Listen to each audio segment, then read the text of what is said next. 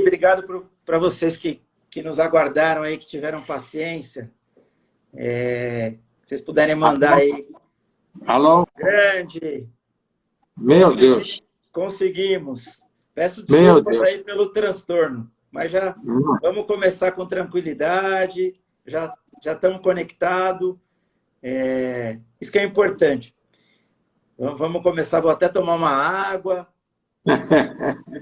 Não, eu peço desculpas ao seu Imagina. público. Não, na verdade, talvez tenha sido uma falha minha de não ter tentado a conexão um pouco mais cedo. Mas, de qualquer forma, o importante é que a gente conseguiu recebê-lo, deu certo, estamos ao vivo. Nossos seguidores vão entrando aí, estão retomando. A gente estava com um número grande aí, com essa dificuldade. Mas eu queria aproveitar aí, lhe pedir desculpa pelo transtorno, obviamente, e agradecê-lo já no início do nosso bate-papo, por ter aceito o convite. Eu sei que a sua agenda é corrida, eu sei que o trabalho lhe toma muito tempo, então, de antemão, eu já lhe agradeço. É o nosso 27º programa, a nossa 27ª live, programa Direito em Pauta, e hoje, recebendo aqui, eu sou Roberto Faldini. Eu vou falar rapidamente da sua qualificação aqui, para quem está chegando. Sou Roberto Faldini, é um empresário de sucesso, palestrante, mediador, administrador de empresas, conselheiro de administração e consultivo de diversas empresas de capital aberto e fechado. Foi cofundador do IBGC, que é o Instituto Brasileiro de Governança Corporativa, em 1995. Vejam há quanto tempo ele já tratava do assunto. E continua hoje atuante no Instituto Brasileiro, em várias comissões. É membro associado da Abrasca, do IBEF e do FBN. Por mais de 20 anos foi diretor executivo, acionista e membro do Conselho de Administração da Metal Leve, grande empresa, e foi presidente da CVM, Comissão de Valores Mobiliários, em 1992. O nosso tema hoje é tratar de governança corporativa e governança em empresas familiares. Eu lhe passo a palavra aí para fazer uma introdução e a gente começa a tratar do tema em si. Ok. Bom, boa noite a todos. A primeira pergunta a fazer é se você está gravando, porque de repente a gente, enfim, para aqueles que não puderem assistir, depois terem oportunidade de assistir. Sim, e mais uma vez, me perdoem a falta de habilidade de... e só entrou pelo smartphone, pelo computador central não entrou, mas enfim, faz parte do treinamento de se transformar uma pessoa analógica em digital, e cada dia mais a gente vai aprendendo. Imagina. E se isso lhe causar, eu que agradeço. Se isso lhe causar algum desconforto, a gente remarca para poder fazer pelo computador, senão a gente continua no celular. Não, tudo bem, a gente vai se adaptar. Bom, então eu que agradeço a oportunidade de estar compartilhando um pouco a minha experiência com você e com todos os seus, enfim, seguidores.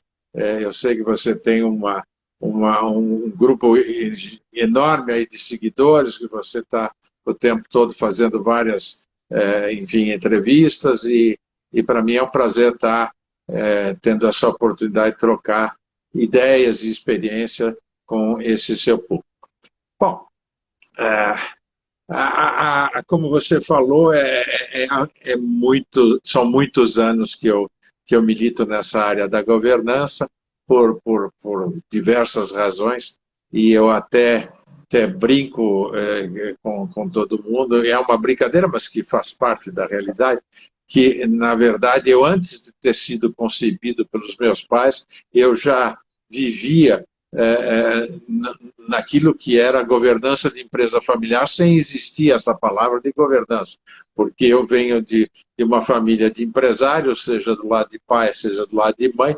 Portanto, quando me conceberam, eu já estava vivendo um ambiente de empresa familiar, e quando eu nasci, já nasci nesse ambiente. Portanto, para mim, é uma coisa que navego com total tranquilidade. Mas, enfim, vamos ao longo do tempo com as perguntas que provavelmente você tem aí para colocar nessa oportunidade de nós estarmos trocando ideias, que eu vou respondendo e me coloco à sua disposição. Agradeço imensamente, mais uma vez, é uma honra recebê-lo.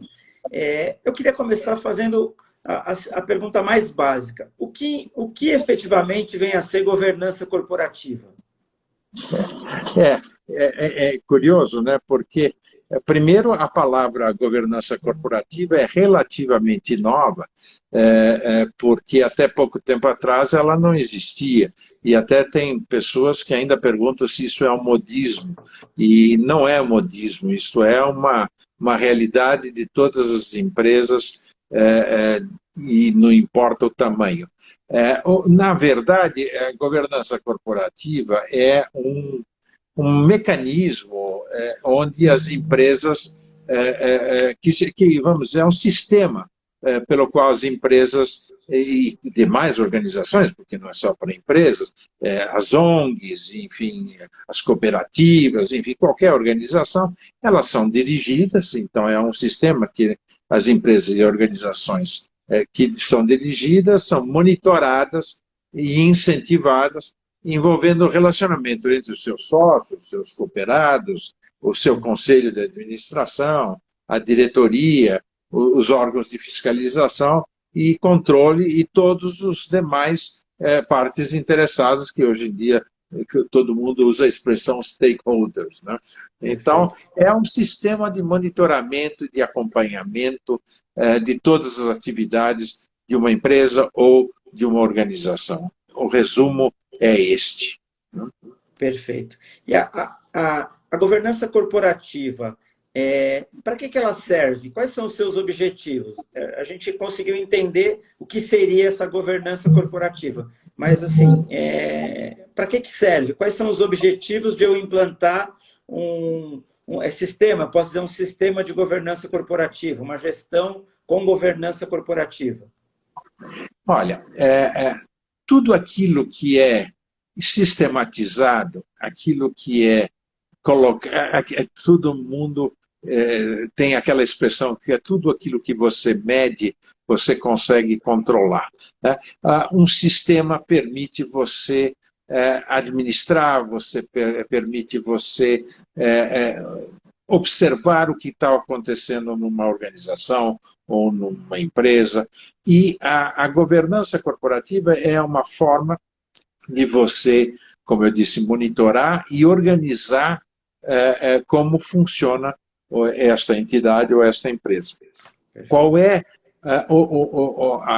vamos dizer, a finalidade? Todos nós, como pessoas físicas, como família, como empresários, como conselheiros, temos que ter alguma maneira de estarmos, de uma certa forma, disciplinados e nos controlando e acompanhando o que está acontecendo. Então, a governança é uma maneira que se coloca de uma forma sistematizada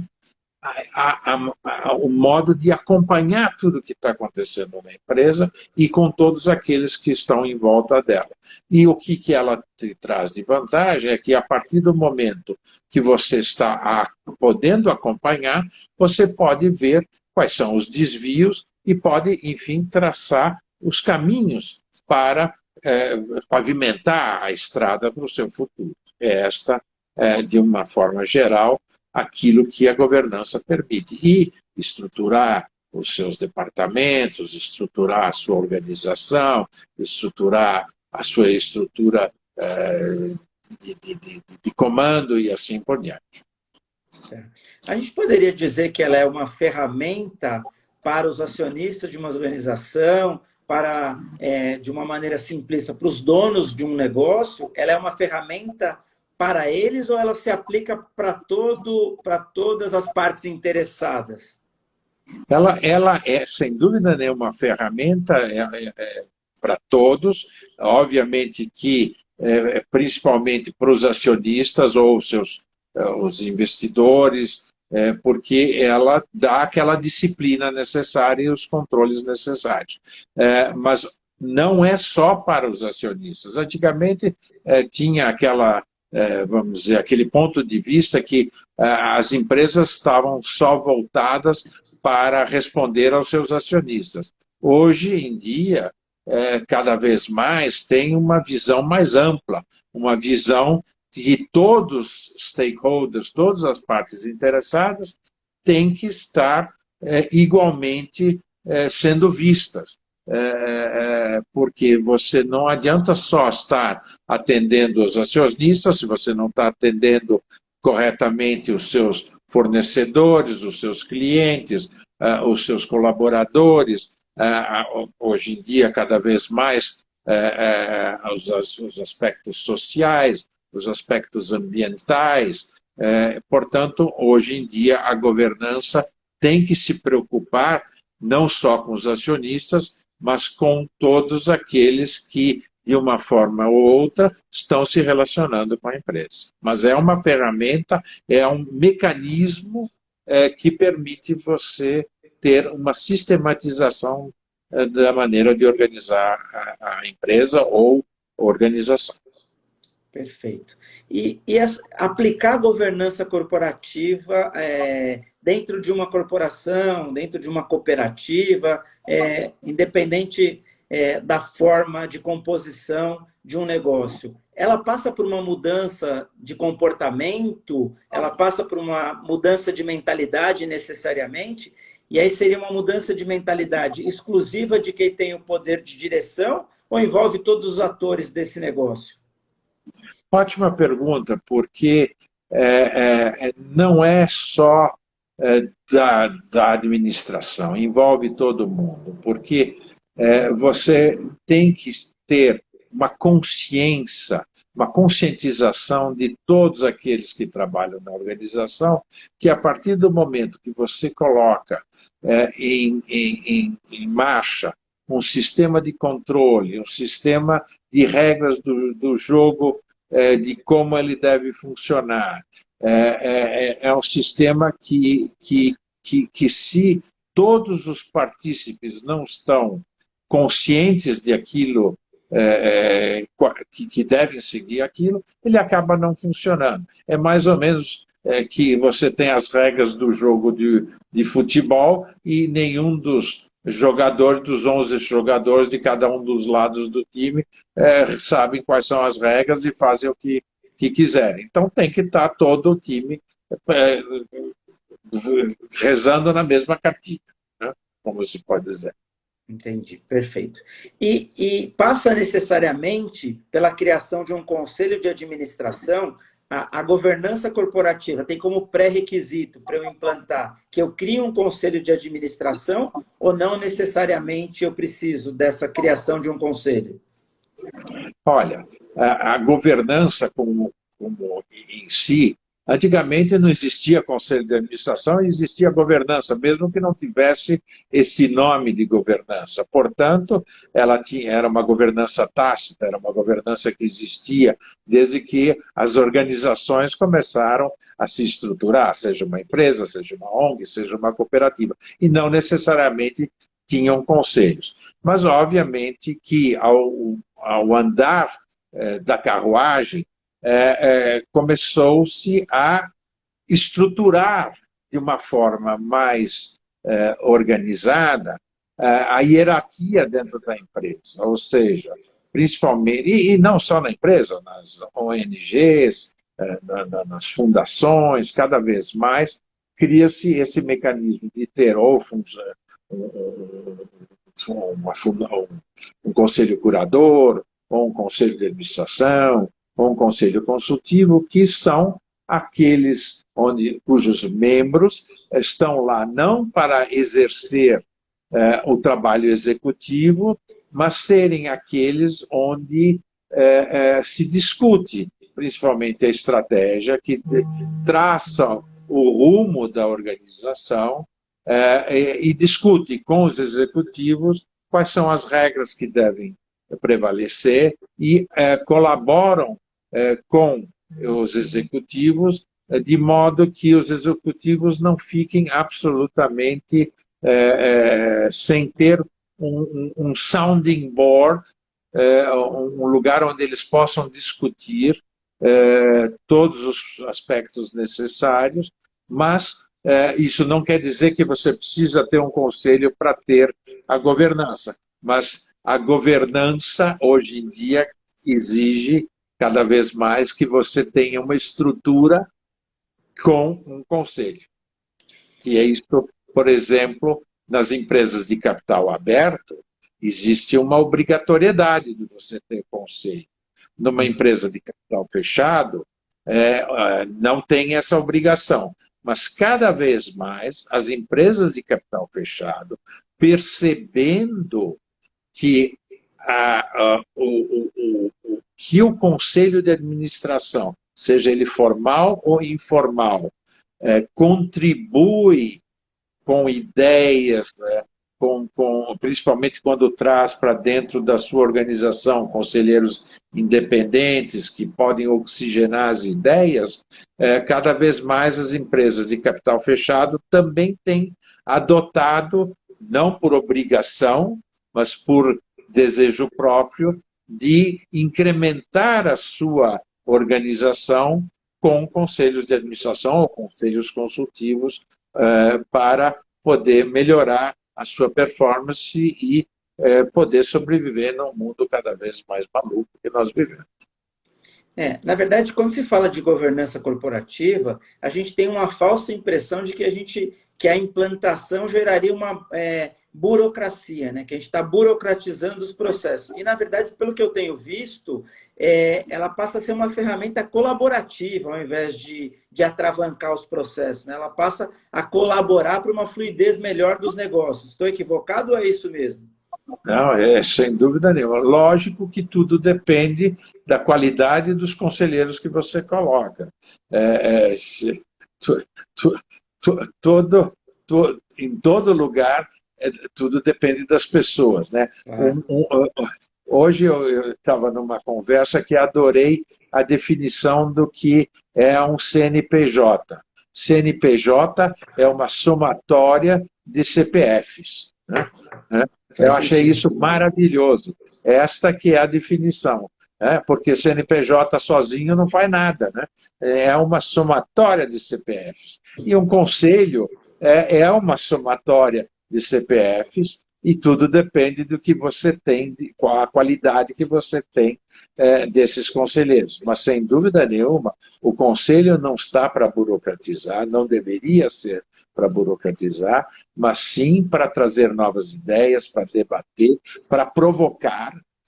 Não é para ser um conselho homologatório, não deveria ser um conselho aquilo que os americanos chamam de yes man ou yes woman, cada vez mais presente as mulheres, que é muito importante a diversificação, a diversidade, mas não pode ser um conselho que vai lá simplesmente para homologar, é um conselho que deve provocar, discutir, debater, mas que provoque o crescimento da organização, né? A acomodação é a pior coisa do mundo e o conselho, então, tem que estar provocando, mas não burocratizando. Perfeito. E a governança corporativa, ela pode ser implantada em empresas de qualquer porte ou ela tem, na sua finalidade, tratar de grandes corporações, de grandes organizações, ou o ideal é que ela fosse implantada em qualquer tipo de negócio, desde o seu início, desde a sua fundação? Ótima pergunta também. Há, às vezes, uma percepção por parte de alguns empresários que o conselho de administração ou governança corporativa é um assunto só de mega empresas ou de empresas que estão com capital pulverizado, que não têm controle definido, o que é absolutamente uma percepção equivocada da realidade. Qualquer empresa pode ter uma boa governança corporativa, independentemente do seu tamanho, e qualquer empresa pode ter um conselho de administração, um conselho consultivo e, obviamente, amoldando a quantidade de conselheiros e o tamanho desse conselho de acordo com a sua realidade. Você não pode imaginar que uma empresa pequena vai ter um conselho de 10, 15 pessoas, ou que ela não suporta. E você também não pode acreditar que uma empresa de bilhões de dólares de faturamento tenha um conselho com 2 ou 3 pessoas, que também não é saudável. Então, você tem que encontrar o equilíbrio. Mais uma vez, o equilíbrio com pessoas corretas que possam ajudar a empresa. Mas não depende do tamanho, depende da mentalidade e de perceber que esses conselhos, sejam de administração, sejam conselhos consultivos, estão lá para colaborar com o empresário ou com a organização, se não for uma empresa, se é uma cooperativa ou com uma fundação, no sentido de buscar o melhor para essa empresa e não estar envolvido no dia a dia da operação. E tem mais um fator que não podemos esquecer, principalmente nas empresas familiares, que além do aspecto da organização em si, além do aspecto operacional, do executivo, empresa familiar tem coisas maravilhosas, mas também tem problemas seríssimos, o problema de sucessão, o problema de intrigas de família, o problema de conflitos de interesse.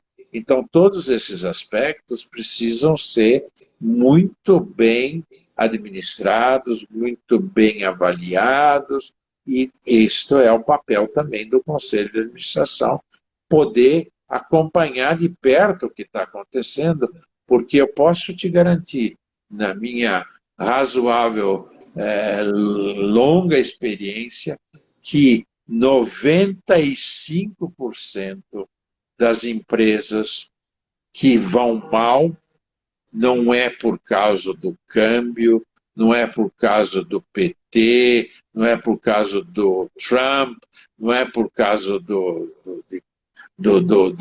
Bolsonaro, não é caso de política, é por problemas entre sócios e entre famílias. E isto tem que ser muito bem administrado.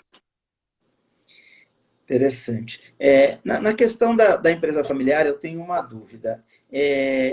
Até que ponto que vai o poder da governança? Então, eu tenho lá uma empresa familiar que resolve adotar uma governança corporativa, mas aí, como é que funciona na prática? Eu que sou, por exemplo, um dos membros da família.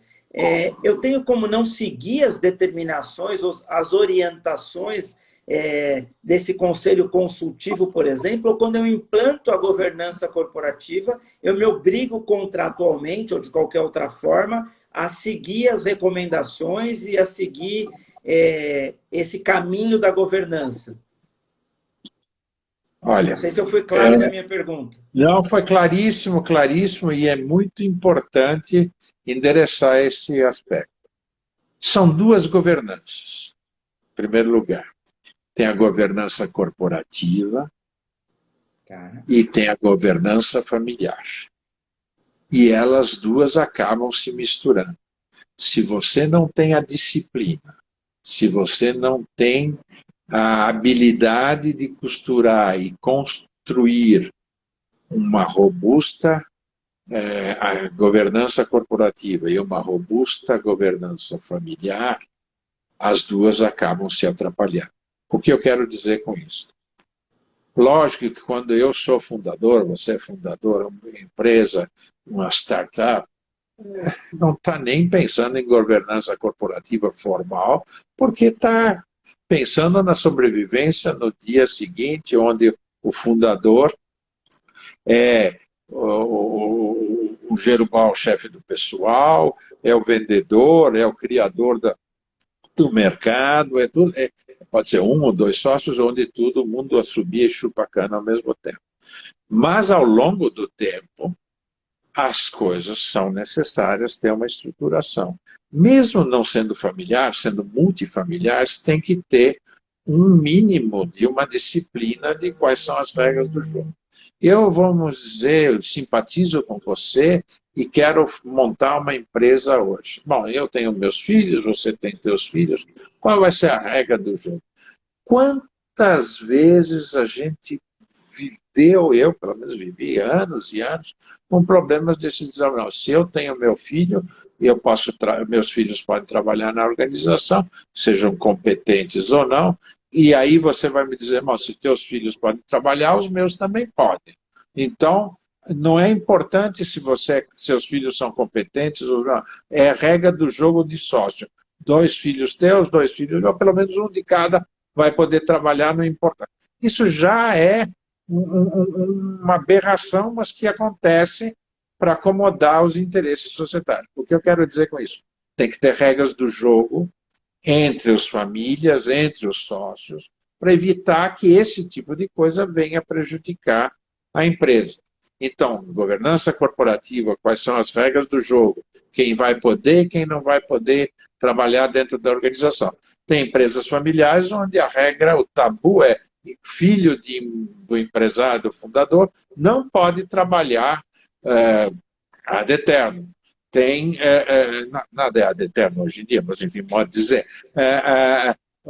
ou vai poder trabalhar quando tiver determinados pré-requisitos, foi estudar em Harvard, no MIT, antigamente era no Sorbonne, hoje ninguém mais quer ir para Sorbonne, porque Paris está o pior do mundo, mas enfim, mas em determinadas regras, ou vai trabalhar fora antes, ter uma experiência, enfim, cada um tem uma regra do jogo, senão não pode entrar. Outros dizem, não, meu filho pode, outra filha, enfim, mas tem que ter regras muito claras para evitar qualquer problema da contaminação, exatamente dentro da tua pergunta. Quais são as regras? Tenho que obedecer, não tenho que obedecer. Se você não cria esse protocolo, e vocês que são advogados sabem o que é isso, tem que ter um protocolo da família claro, transparente, onde todo mundo tem que assinar. Assinou, vai ter que ajoelhar em cima do milho e obedecer. Não tem por onde. Lógico que sempre tem os dissidentes, e para isso tem a judicialização, para resolver, etc, etc. Mas quanto mais estiver claro e transparente, melhor para resolver o problema. O que nós temos que evitar, exatamente a governança faz isto, é a contaminação dos problemas familiares para dentro da organização ou os problemas da empresa contaminar a família. E o que eu quero dizer com os problemas da empresa contaminar a família? Eu sou membro da família e tenho determinados requisitos, vamos dizer, regalias, eu tenho um salário maravilhoso, eu tenho determinados benefícios, como carro, como viagem, mas eu não estou performando como eu deveria estar performando. Aí tenho meu primo, ou o filho de um outro sócio, que fica olhando e dizendo, mas por que ele tem e eu não tenho? Ele não está performando bem, ou a companhia está dando prejuízo, e ele está tendo essas mordomias. Esse tipo de coisa tem que ser colocada com total transparência. Às vezes não é possível colocar isso com total transparência. E aí, com todo respeito a vocês, advogados, não é para colocar antes de costurar o acordo. O advogado é para depois que está o acordo costurado. Com todo respeito. Faz sentido. Faz sentido. Eu imagino que nessa sua experiência aí de longos anos e sendo um dos papas aí da governança corporativa no Brasil, você já deve ter assistido empresas de grande porte, grandes organizações ruírem exatamente por essa questão da briga interna, da disputa interna. Imagino que isso não seja tão lenda e seja real, né? Quando a gente tem essa disputa de empresas familiares, que eu acho que a maior dificuldade de resolução é nas empresas familiares. O senhor deve ter assistido já casos de empresas ruírem em razão dessas disputas e da falta de governança, imagino eu. Indiscutivelmente, é o que eu te falei, da minha experiência, que 90%, 95% o que destrói uma empresa são as desavenças entre os seus sócios. ou seus sócios em si, ou seus herdeiros. E olha, aí vai uma pleiade vamos dizer, de caminhos para ter problemas. Vou dar um exemplo muito emblemático que me aconteceu há muitos anos atrás. 2 sócios 50-50. Ser sócio 50-50 não é uma coisa fácil. Mas esses sócios se entendiam maravilhosamente bem. Maravilhosamente bem. Um falava, nem precisava falar, só no olhar, o outro já entendia o que esse sócio queria. Muito bem, anos e anos a empresa bombando, crescendo, e etc, etc. De repente, falece a esposa de um deles. Esposa. E isso vocês vão dar risada, mas é a pura realidade. Casamento de regime e comunhão total de bens. Né? E quem são os herdeiros? Os filhos, né? Uma parte dos bens da esposa, porque, enfim, esses filhos, que eram ótimas pessoas, não se entendiam com o sócio do pai. O pai e o sócio, 50-50, se entenderam maravilhosamente bem. A partir do falecimento da mãe, ficou o pai com 25, a mãe, os filhos com 25 e o outro sócio com 50. Ok? Muito bom. Em 4 anos, menos de 4 anos, a empresa quebrou. Pau, desculpe o termo, judicialização, etc, etc, etc. Porque não se entendia. Então, tem que ver tudo.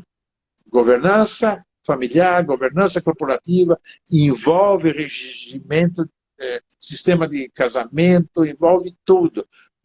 Enfim, é complexo, mas precisa analisar tudo.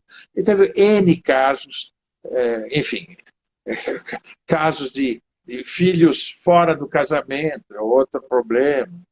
Enfim, tem de tudo, tem de tudo. Imagino.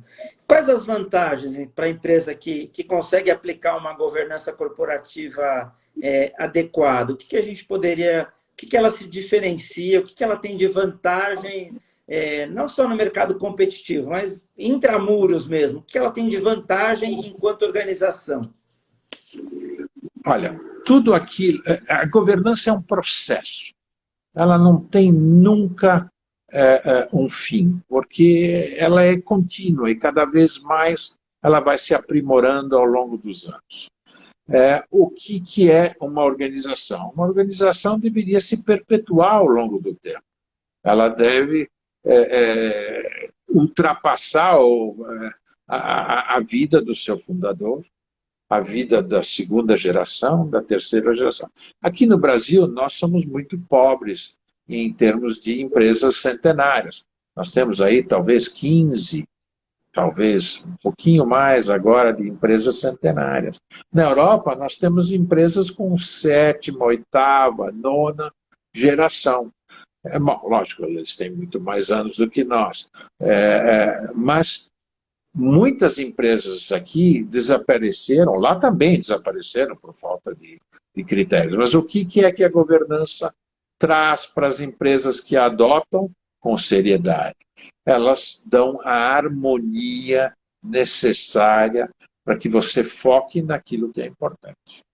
A harmonia é através da governança familiar, da governança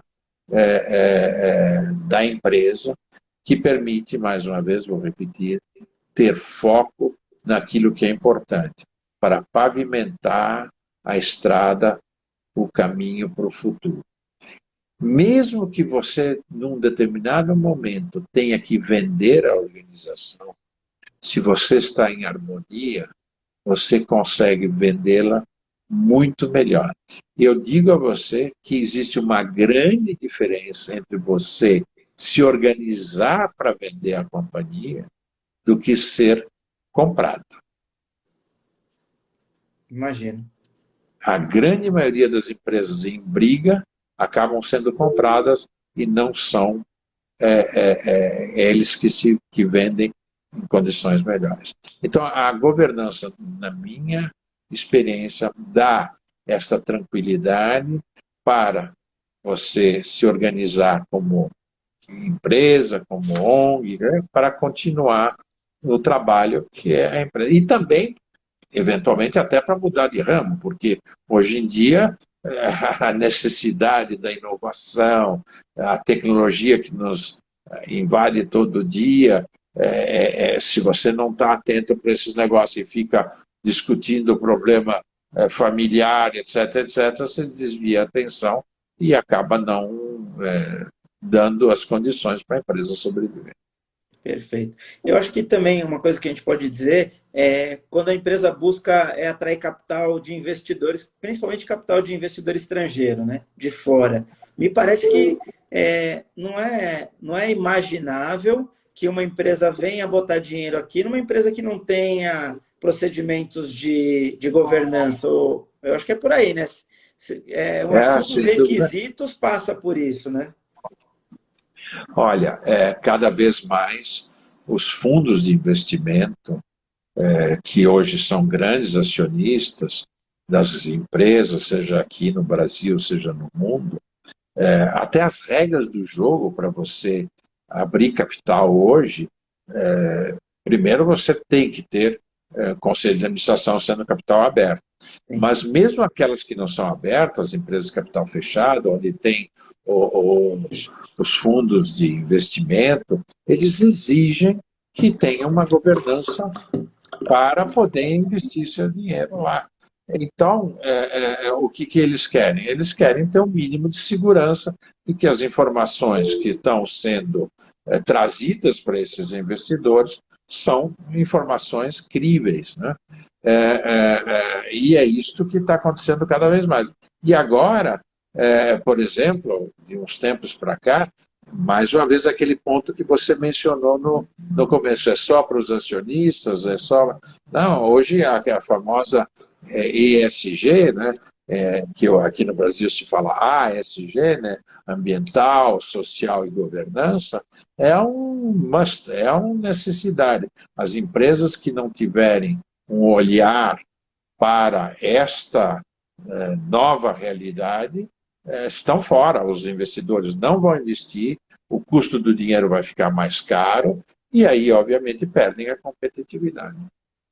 Eu posso até falar na minha área, né? Na área jurídica, a gente percebe que as empresas que aplicam princípios de governança corporativa, elas conseguem minimizar e mitigar os riscos, inclusive de processos, né? Porque essa organização, ela automaticamente, ela resulta numa minimização dos problemas jurídicos, né? Acaba passando, a gente percebe atendendo... a gente atende no escritório, por exemplo, uma empresa que tem governança corporativa forte, atuante, e uma empresa que não tem nada de governança. Os problemas judiciais, as questões de disputas, elas são muito maiores em todos os aspectos. Não estou falando de disputa societária, não. Até na ponta com o consumidor, problemas trabalhistas. A diferença é gritante do que tem de problema na empresa que não tem governança e do que minimiza de problema na empresa que tem governança. Não tem dúvida, não tem dúvida. Olha, aliás, você falou para os escritórios de advocacia, vários escritórios amigos meus colocaram um sistema de governança para os próprios escritórios. Né? Contrataram um diretor de governança, ou contrataram um conselheiro para fazer a governança, colocaram um conselho, além dos advogados, para tocar toda a parte, vamos dizer, de litígio, de administrar o dia a dia da empresa, colocaram uma área de governança dentro da empresa para exatamente ter esse sistema que eu falei de monitoramento, etc, etc. Então, não é só as organizações industriais, financeiras, ou produtivas, ou comerciais, né? Todo mundo tem que ter deveria ter esse sistema, e como eu falei antes, cada um adapta ao seu o tamanho do seu sapato ao seu pé. O que eu posso dizer das sociedades de advogados, das organizações, é que a governança ela passa até por uma transparência para a equipe interna, para que ela tenha regras claras, até para a gente fazer a retenção de talentos, né? Porque se eu estou numa sociedade de advogados em que eu não sei as regras de promoção, de como é que eu consigo crescer dentro dessa organização, isso acaba fazendo com que eu me desinteresse pela organização e é uma forma de perder talento, né? Me parece que a governança nas sociedades de advogados, ela passa por essa questão, inclusive da retenção de talentos, de ter uma equipe estruturada e envolvida, para que eu possa ter condições, dentro dessa gama de legislação e de questões regulatórias, para atender bem ao meu cliente final. Eu acho que passa por isso também, né? Não tem dúvida. Aliás, veja, mais uma vez, uma CNPJ, seja um departamento jurídico, um escritório de advogados, seja uma empresa industrial, eu adorei aquilo que eu escutei hoje, é uma somatória de CPFs. Se você não cuida dos CPFs, se não retém os melhores CPFs, alguém vai levar a tua troca. Né? Eu vou começar a usar essa sua frase aí. Não é minha, eu escutei hoje. Eu vou começar a usá-la. O que a gente poderia definir como as principais ferramentas da governança corporativa? Olha, é simplíssimo. São 4 pilares. 4 pilares tão fáceis de guardar, mas não tão fáceis de que todo mundo as adote. Primeiro, transparência. Né? Coisa facílima, seja transparente. Será que todo mundo consegue ser transparente? Quem dera. Não consegue. Mas tem que ser transparente. A partir do momento que você consegue ser transparente, fica tudo muito mais fácil. Então, o primeiro pilar da governança é a transparência. Segundo pilar é equidade. Todo mundo consegue fazer equidade? Dificílimo, mas tem que ter equidade. Tem que ter equidade. Se você leva um quinhão a mais do que eu, já começou o problema. Se eu, acionista, recebo menos do que um outro acionista, isso tem casos, enfim, famosos aí de problemas seríssimos. Anteontem eu estava num call muito interessante que estava se discutindo a enxurrada de IPOs que estão acontecendo, né? A quantidade de empresas que estão abrindo capital. E aí eu alertei, porque eu vivo esse negócio desde os anos 70, né? E naquela época, enfim, nós da nossa geração, sabemos o que aconteceu. Em 70, 71, houve centenas de empresas abrindo capital e tinha as merposas da vida abrindo capital, onde tinha uma oportunidade, todo mundo abria capital e deu problemas seríssimos, etc. E tal. E o meu receio é hoje que também tem algumas merposas, né? Mas não que por malandragem. Eu não acredito. Os bancos estão muito mais conscientes, os bancos estão fazendo um belíssimo trabalho de depuração, de análise, mas a minha preocupação é sobre o aspecto: estão estes empresários devidamente conscientes de que eles passarão da fase de ser donos para serem sócios, que é uma diferença burral. Eu, na minha empresa, faço o que eu quero, eu pinto de roxo, amarelo e verde. A partir do momento que eu não sou mais dono, mas eu sou sócio, muda completamente. Será que a grande maioria dessas novas empresas que estão abrindo capital estão conscientes disso? Eu tenho meu ponto de interrogação. E aí pode estar um problema. Não estou dizendo que vai acontecer, mas pode acontecer. Porque quando você é dono, você mistura um pouco, quando a empresa de capital fechado, você mistura um pouco o que é pessoa física do que é pessoa jurídica. Várias coisas que a gente sabe que acontecem, principalmente numa empresa familiar. Família usa as coisas da empresa. Não devia, mas usa. É normal. O carro da empresa, a secretária do presidente, e coisa, de repente você não pode fazer mais nada disso. O motorista da casa está registrado na empresa. O mecânico, o eletricista, etc, etc. Eu tive uma experiência uns 10 anos atrás, um problema seríssimo numa empresa, ela nem abriu capital, mas ela recebeu um sócio e o fundador usava o caminhãozinho para tirar, folhar as árvores, cortar as árvores do sítio dele. E aí o sócio falou, mas por quê? Não pode mais.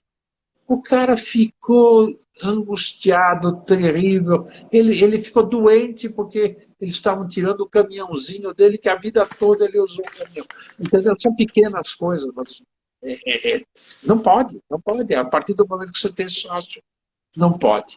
Então, essa é uma preocupação muito presente que precisa estar. Então, o que eu quero dizer com isso? A governança tem que olhar isso. E se você não tem uma governança, não tem um conselho que te ajuda a olhar, olha, cuidado, porque você pode estar saindo das regras do jogo, da compliance, né? Que hoje em dia é uma necessidade, o conselho tem que estar olhando a compliance. Pode não estar fazendo a compliance, mas tem que estar olhando para o responsável da compliance. Você está acompanhando ou não está acompanhando? E coisas do gênero. Não sei se te respondi. Claro. E essa questão, será que ele tem noção de que vai ter sócio? Tem até legislação disso, né? A Lei 10.303 de 2001, ela veio exatamente para trazer mais direitos e mais garantias para os sócios minoritários, né? Então, imaginar, eu sou sócio majoritário e faço o que eu quero. A gente hoje tem legislação que enxerga que não é bem assim, né? O minoritário hoje, ele tem ferramentas que lhe asseguram essa participação, né? É importante isso. E realmente acho que a sua preocupação tem todo sentido, faz todo sentido. Agora, legislação, lógico que ajuda, mas tudo é relativo, né? Nós temos uma legislação, por exemplo, indo no caminho das estatais, que deveria funcionar, melhorou muito, mas far away de estar funcionando, né? Por isso que a gente não consegue privatizar nesse país, né? E, lamentavelmente, porque deveria privatizar a Petrobras, deveria privatizar o Banco do Brasil, mas quem vai conseguir? Quem sabe meus bisnetos. Concordo. O IBGC, do qual o senhor é um dos fundadores, ele desenvolveu um código das melhores práticas de governança corporativa, que é referência, que é sempre que a gente vê matérias e procura tratar de governança corporativa, o IBGC ele é citado. Esse código das melhores práticas, ele efetivamente auxilia as empresas nessa implantação da gestão corporativa? É um material que deve ser seguido? É só para a gente deixar isso bem claro, eu acho, para quem está nos assistindo, até como buscar uma referência, né? Olha, nós já estamos no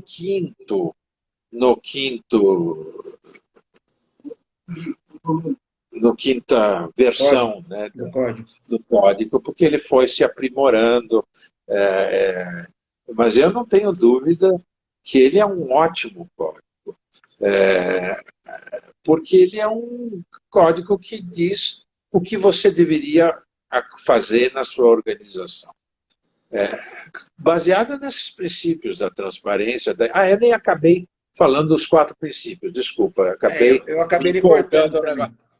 Paramos na equidade. Transparência, parei na equidade, desculpa. Mas, enfim, Imagina. o código se baseia nessas, né, o que é a governança, que eu já tinha respondido, mas nos quatro pilares: equidade, transparência, equidade, accountability, né, que você, enfim, tenha as contas com total acoricidade, e responsabilidade corporativa, né? Responsabilidade social, que é hoje o ESG, a ESG. Sem você ter esta responsabilidade, você não sobrevive com uma companhia, né? Não é para atender o que os outros querem, é para você sobreviver. Então, lá, a partir daquilo tem as regras, como deve funcionar o conselho, como deve, enfim, tem tudo, conselho fiscal, conselho, enfim, todas, e é um ótimo código, que é uma orientação, mas não é uma obrigação das empresas fazer. Mas é obviamente que cada vez mais as empresas estão acompanhando isso, porque elas percebem que é uma forma de elas melhorarem o seu performance. Tá. Bom, então fica aí a dica para quem quiser saber mais até e ter parâmetros, que é esse manual, que é do Instituto Brasileiro de Governança Corporativa.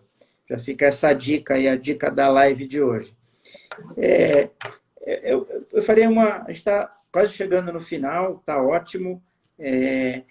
Para a empresa que quer implantar, então, independente a gente já falou e ficou claro isso, que independente do tamanho, governança corporativa é positivo. Para quem quer implantar, quais são os primeiros passos? Quem está nos ouvindo eu quero implantar essa tal de governança corporativa no meu negócio. Quais seriam os primeiros passos? Olha, eu diria que o primeiro passo é tentar perceber o que ele quer para a empresa. Se ele quer melhorar a sua performance, todo mundo quer, mas obviamente com toda o afinco mesmo, que ele está disposto a pensar de uma forma diferente, não ser simplesmente alguém que se acha dono da verdade e que tem algo a aprender, tem algo a trocar ideias com pessoas. Primeiro, deveria até assistir palestras sobre o assunto, se aprofundar. Não vai sair, não, vou começar um conselho de um minuto para outro sem entender nada sobre o assunto. O IBGC tem eventos, toda semana tem eventos. Hoje é tudo virtual, é facílimo, né, participar. Vamos ter um congresso agora, em novembro, porque estamos fazendo 25 anos da casa. Vão ter 4, 5 dias, 5 dias de congresso, com horário decente, para participar, onde vai se falar muito sobre o que está acontecendo hoje, o que vai acontecer no futuro. Mas, enfim, participar um pouco, ouvir um pouco sobre o que é a governança e conversar com seus pares que já têm. Eu acho que é importante trocar ideias com outros empresários para sentir o que eles acham, como é que foi a experiência, etc. E depois buscar com quem eles acharem mais adequado, trocar ideias informais ou formais para perceber, para fazer uma análise, para fazer vamos dizer, um diagnóstico de qual é a realidade de cada uma das suas organizações. Porque, como eu tinha mencionado, cada empresa, os problemas de cada empresa são muito semelhantes, mas as soluções são tailor-made, como se diz, são feitas para cada uma das empresas. Então, às vezes, um conselho de uma empresa não serve para outra. Então, tudo isso tem que ser analisado com atenção, com cuidado, e para isso é melhor conversar com pessoas e trocar ideias. Muito bom, muito bom. Eu acho que foi muito esclarecedor. A empresa, a gente falou, vou aproveitar mais o seu tempo, a gente tem mais alguns minutinhos. A gente falou que a empresa que não é organizada, a empresa que não tem governança, ela mais comprada do que vendida. Eu não me vendo, eu sou comprado. Para avaliação, para o valuation de uma empresa, o fato de ela ter governança corporativa, isso vale como um ativo? Isso é valorado no preço da companhia ou da organização? Eu acho que sim, mas se você diz, eu montei um conselho só para inglês ver, usando aquela expressão, não vai valer nada. Então, eu vou vender minha companhia, eu monto o conselho, eu chamo meia dúzia de pessoas para montar o conselho, mas não tenho nenhuma estrutura por trás, isso não vale nada. Agora, se você monta um conselho que é para valer, que ele está lá e coloca as regras do jogo, tem compliance, tem a curacidade da prestação de contas, tem as regras do jogo implantadas, eu não tenho a menor dúvida que isso valoriza a sua companhia. Mas, obviamente, que precisa ter resultados também para valorizar. E isto é um problema que, muitas vezes, os empresários acham que sua empresa vale muito mais do que ela vale na realidade. O valor emocional das nossas empresas para o comprador é zero. Né? Aquele negócio que eu tenho o busto do fundador, etc, etc. Sorry, bullshit. Né? Eles querem o retorno sobre o capital. Mas, obviamente, você tem que ter a habilidade de fazer com que isso seja valorizado. O conselho pode valorizar. Muito bom. Bom, a gente está chegando ao final, foi ótimo, apesar da nossa dificuldade inicial, foi superada, a gente teve aí muita gente que voltou e nos acompanhou. Eu queria, antes de finalizar, acho que lhe fazer uma provocação, bem simples e rápida. Adoro provocação. Por que eu, dono de uma organização, sou lá o dono do meu negócio? Eu que pinto de roxo, não sei se eu vou lembrar as cores, roxo, amarelo e verde. Por que eu tenho que colocar, que implantar governança corporativa na minha empresa? Para eu perder poder? Muitos empresários já me falaram isso. Para que eu quero perder poder? Eu já vi empresário que diz, olha, não quero falar sobre governança familiar depois que eu morrer, que meus filhos que se virem. Né? Então, eu já vi isso. É lamentável, mas acontece.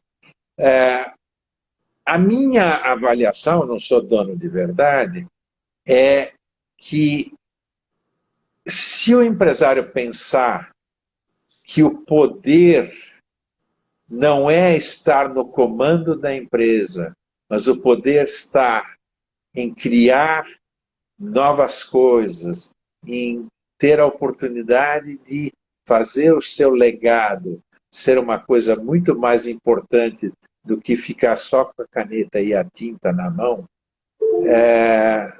este é um desafio e tanto.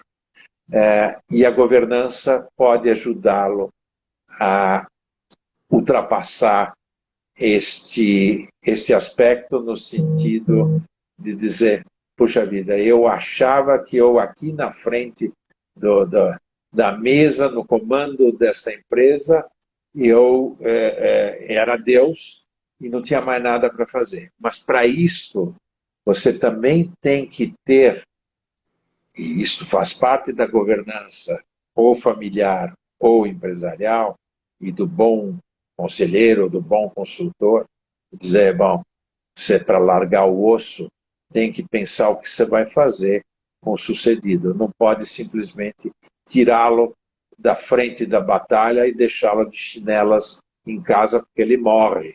Então, tudo isso tem que ser muito bem pensado.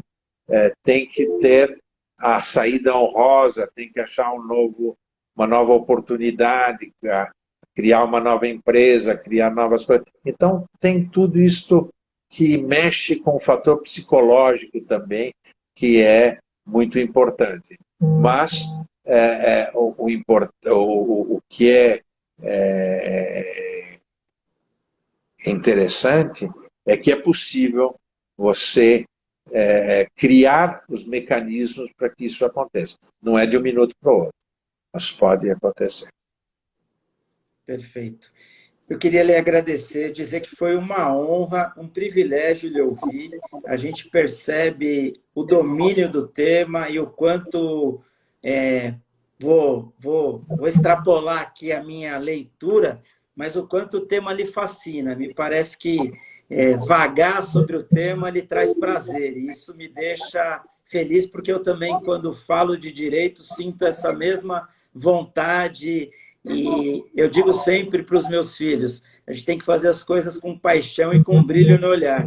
E eu percebo não só o brilho no seu olhar, como a paixão. Então, eu queria lhe parabenizar, lhe agradecer de coração. Sei da sua agenda e da dificuldade toda que é abrir espaço.